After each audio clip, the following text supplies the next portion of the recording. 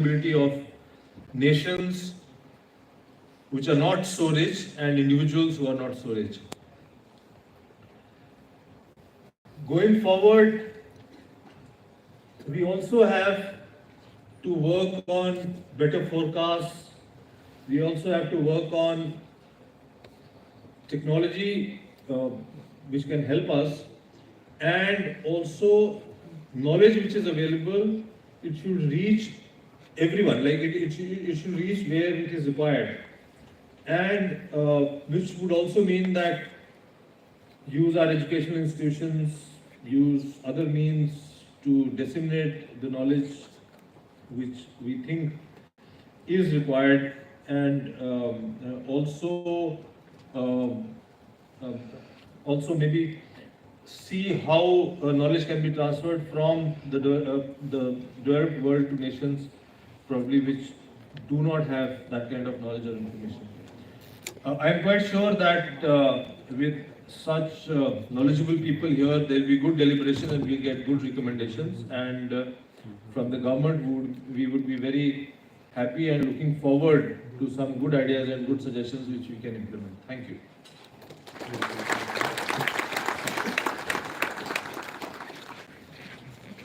Thank you, sir, for those really profound words. Next, we have a video message from Mr. Alan Garber, President of the Harvard University. Greetings. I'm sorry that I cannot be with you today at the India Building a Climate Resilient Future conference, but I'm pleased that the Vice Provost for Climate and Sustainability, Jim Stock, and the Director of the Middle Institute, Tarun Khanna, are with you to represent Harvard's leadership. I had to make the difficult decision to remain on campus during this critical time, so I could lead the university's response to rapidly changing federal policies concerning higher education in the United States. While I remain on campus to lead our university through one crisis, I know that you are all gathered this week to discuss another critical challenge that our world is facing: climate change. I want to thank the Harvard Lakshmi Mittal and Family South Asia Institute, the Harvard Salata Institute for Climate and Sustainability, and India's Ministry of Environment, Forest and Climate Change for their collaboration, bringing together experts from a stunning range of fields at this week's events. Before I turn to the topic we have convened to discuss, climate change, I want to call attention to Harvard's Lakshmi Mittal and Family South Asia Institute and the role they have played in deepening Harvard's connection with India and South Asia. With offices on Harvard's campus and in New Delhi, the Mittal Institute serves as a hub for connecting Harvard with India. It supports multidisciplinary research programs in the region, funds Harvard faculty members and students with grants for their South Asia-related studies, provides fellowships and associateships for South Asian scholars, sponsors lectures and conferences by distinguished academic, governmental, and business leaders, and hosts social events to build a strong community.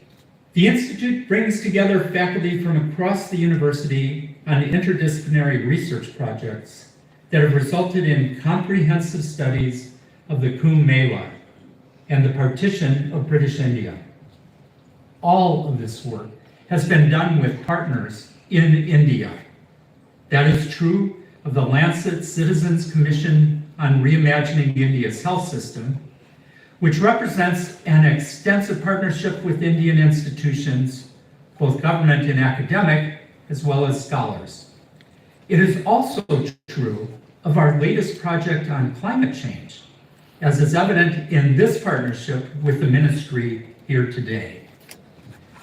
While Harvard has long been invested in the critical challenge of climate change, our work became more focused and strategic in 2022 when we established the Salata Institute for Climate and Sustainability.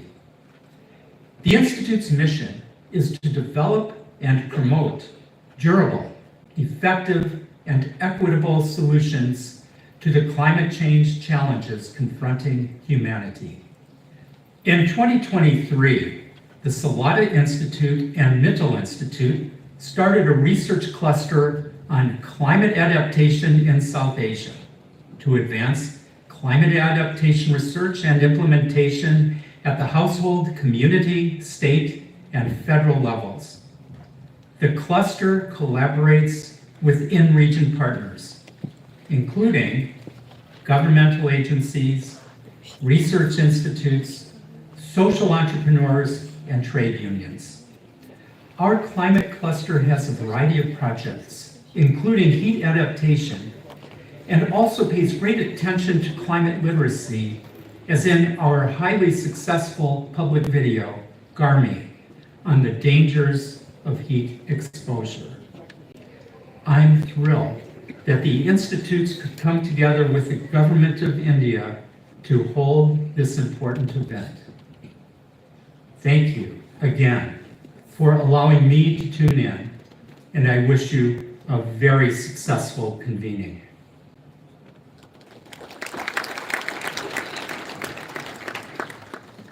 It is my absolute pleasure to now invite Shri Kirtivardhan Singh to kindly deliver his address. Sir is the Minister of State for Environment, Forest and Climate Change and the Minister of State for External Affairs.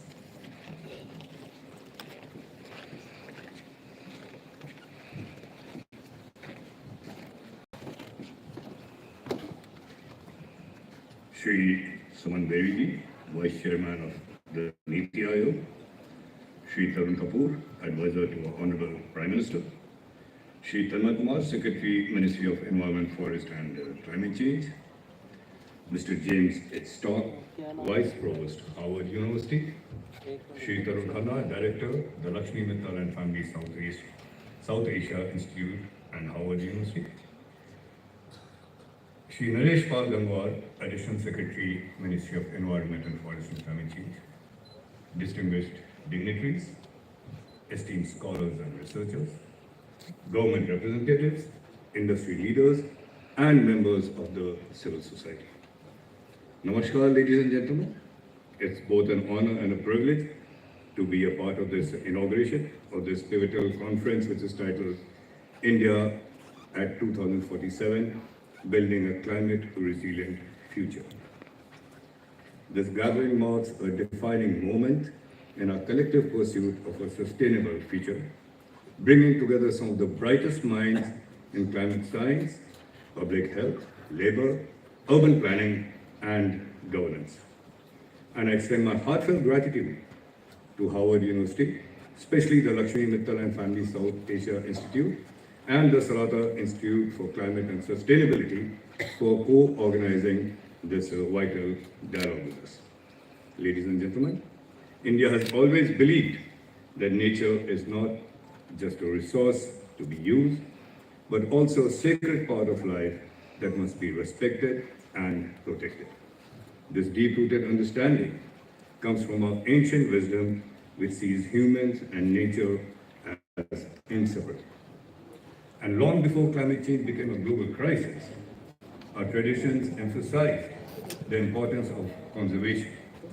Our Vedas, the Upanishads, teach us that rivers, forests, and the land are not merely physical entities, but living forces that sustain us. They remind us that caring for nature means caring for ourselves and safeguarding the future of our generations to come. Under the visionary leadership of our Honorable Prime Minister, Shri Narendra Modi ji, we are also marching towards the goal of Viksit Bharat 2047, a future where development is not just about economic growth, but also living in harmony with nature. And at the heart of this vision lies climate resilience, seamlessly interwoven with our developmental goals. Our Prime Minister's clarion call for lifestyle for environment, life, is not just a policy directive, it is also a transformative movement. This vision reinforces the fundamental truth that true development does not come at the cost of nature. It flourishes alongside it. And as we strive towards our vision of 2047, we are not just building a developed India, but we are also shaping a resilient and responsible India. Ladies and gentlemen, India today stands tall on the global stage, not just as a nation committed to